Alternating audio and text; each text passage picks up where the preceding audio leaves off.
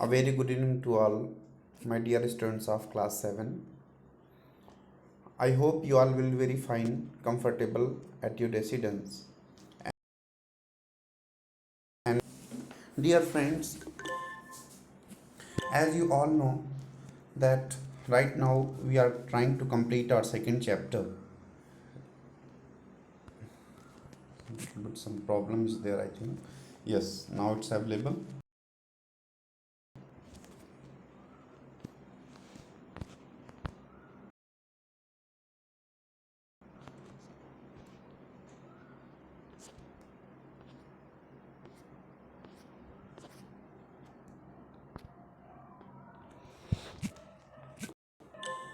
So we are in right now chapter number 2, social science history book, and I think I have all mostly finished the chapter, and today we have to discuss the exercise of this chapter.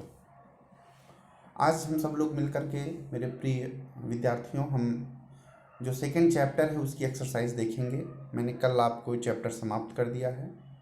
तो जो आपका पहला question है let's recall का first question है, तो इसमें बेटा एक तरफ कुछ नाम दिए हैं और दूसरी तरफ उनसे जुड़े हुए कुछ जगहों के नाम दिए हैं। फॉर एग्जांपल गुर्जर प्रतिहारा, ठीक है ना, ये एक नाम है, फिर एक राष्ट्रकूटा नाम है, फिर पालाज नाम है एंड देन चोलाज। तो हमें इन्हें आपस में मैच करना है। On the B side we have western Deccan, on second option we have Bengal, third option Gujarat and Rajasthan, and finally the fourth option is Tamil Nadu. तो गुर्जर प्रतिहार कहाँ थे बेटा? गुर्जर प्रतिहार,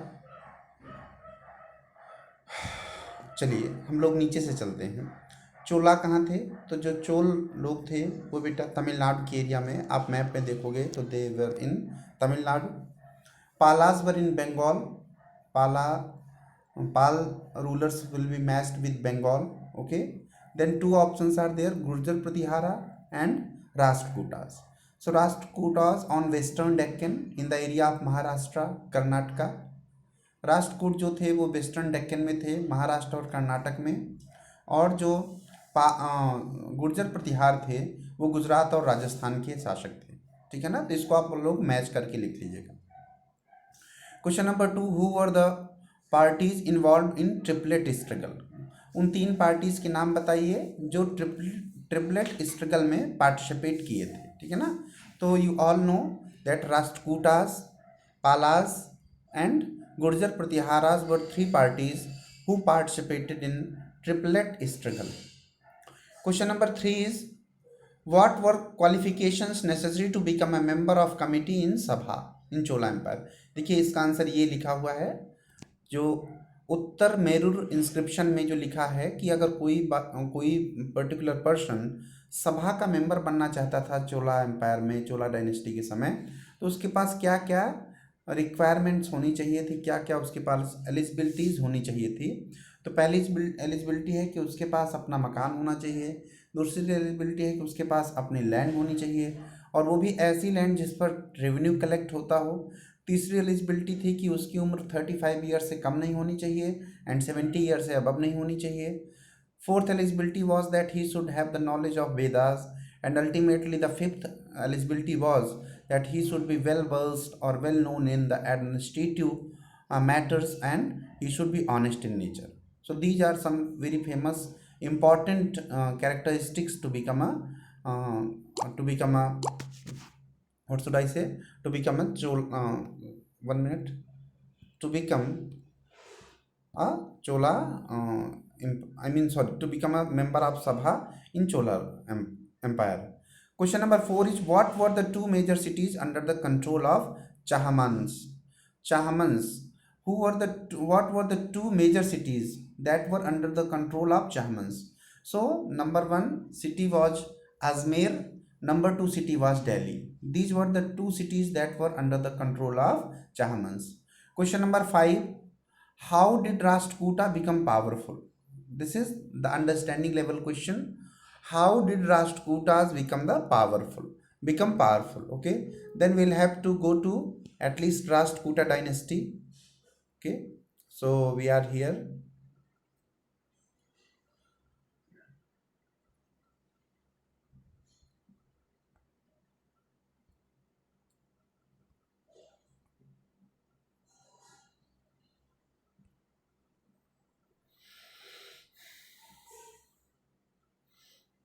now you can see that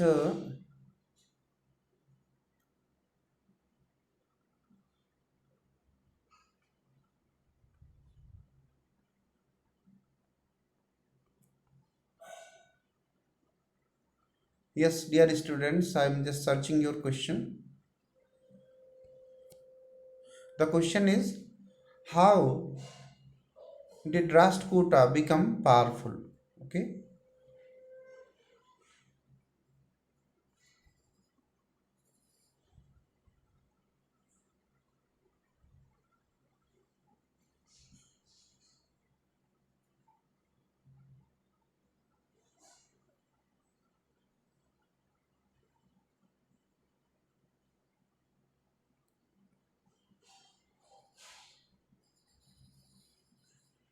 The question should be here, I think.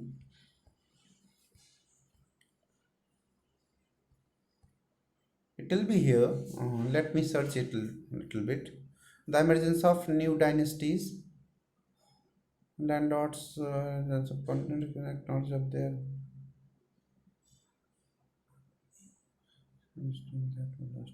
Yes. Now page number 17, page number 17 and paragraph number 2. Page number 17, paragraph number 2, you will find the answer of question number 5. You will find the answer of question number 5. Okay. Page number 17, paragraph number 2, you will find the answer of question number 5. What did the new dynasties do to gain acceptance? What did the new dynasties do to gain acceptance? So what they used to do, the new dynasties used to, number one, be the samantas of the higher kings, I mean of the other kings, other ruling kings. So first important thing was to become a samant. Second thing was to give some gift in the form of some goods, or in the form of some land, or in the form of some army, or in the form of some elephant, or I mean horses, or in the form of some gold metals.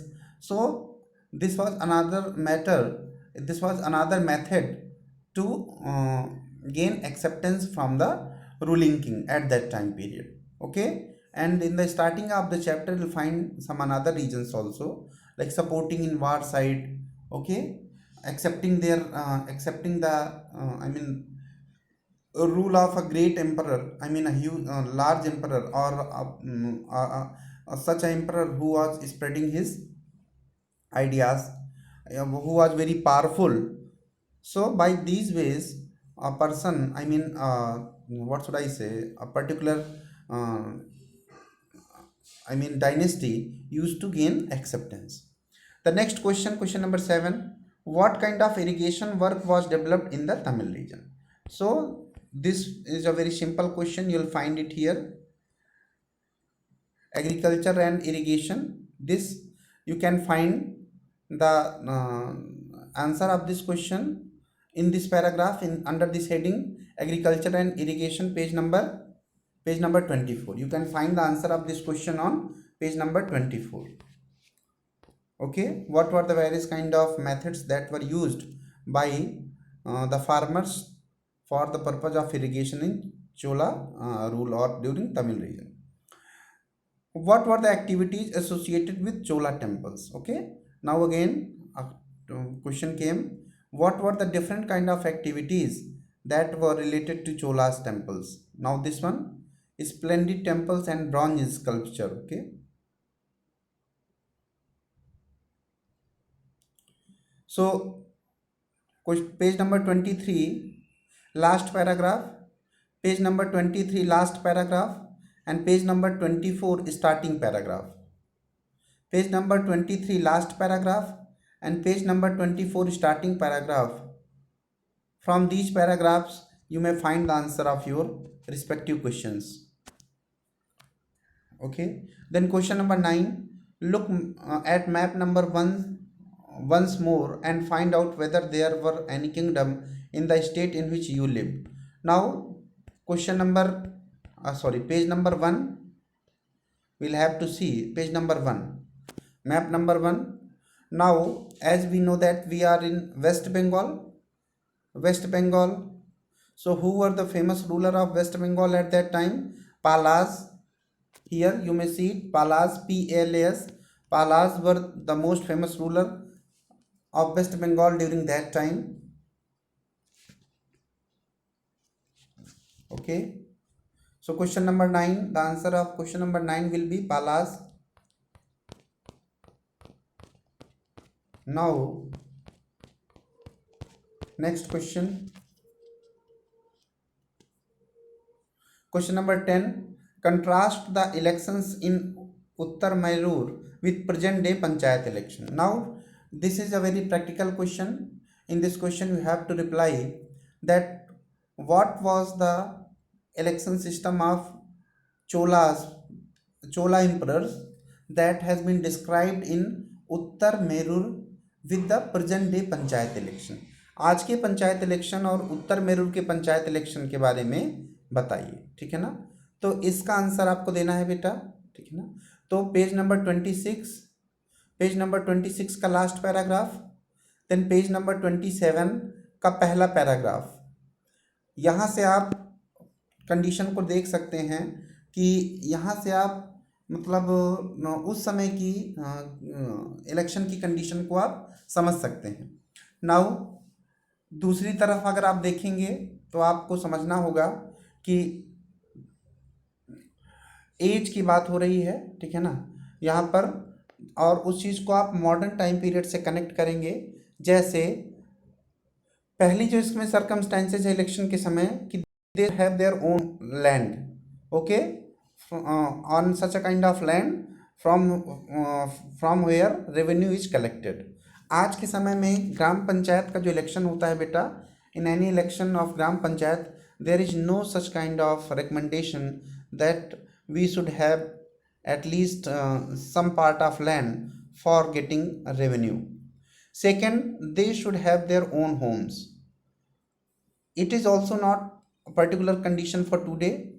ये ऊपर की जो दोनों शर्तें हैं that a person should have. अब देखिए चोलों के समय में क्या होता था सभा का मेंबर बनने के लिए, उसमें था कि हमारे पास ज़मीन होनी चाहिए, ऐसी ज़मीन जिन पर टैक्स लगता है, जिस पर टैक्स आता है.